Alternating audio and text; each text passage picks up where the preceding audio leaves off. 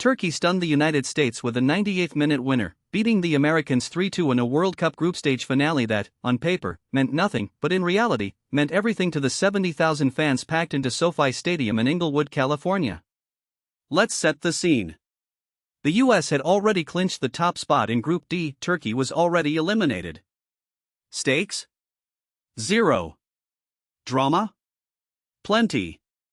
U.S. coach Mauricio Pochettino rotated heavily, 9 lineup changes, 7 players making their first World Cup starts. And those reserves came out swinging. Austin Trusty scored an emphatic opening goal less than 3 minutes in, sending the crowd into a frenzy before Turkey had even completed a pass. But Turkey settled in. Arda Güler, the 21-year-old Real Madrid midfielder, started pulling the strings, and the Turks took a 2-1 lead.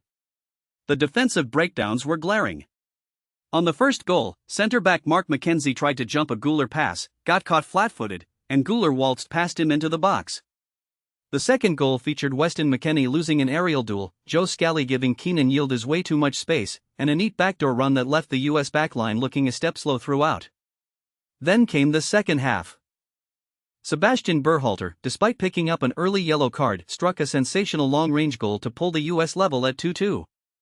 And then, in the 58th minute, SoFi Stadium erupted for a different reason entirely. Christian Pulisic was back. Returning from the calf injury that kept him out of last week's match against Australia, Pulisic entered the game and within 8 minutes looked a class above everything the US had shown in attack.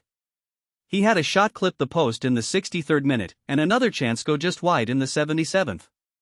3 shots in just over 30 minutes of action. No sign of hesitation, no sign of a body that didn't trust itself. For US fans wondering whether their best player would be compromised heading into the knockout rounds, Thursday night was a major exhale. But it wasn't enough to win the game.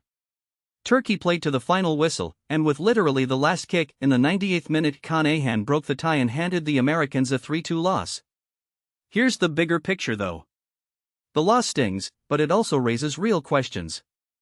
The preferred US starting 11 is more talented than what was on the field Thursday, but Turkey's Güler, finally unleashed as the focal point of the attack after being somewhat constrained in Turkey's first 2 games, is exactly the kind of player the US will eventually face in the knockout rounds.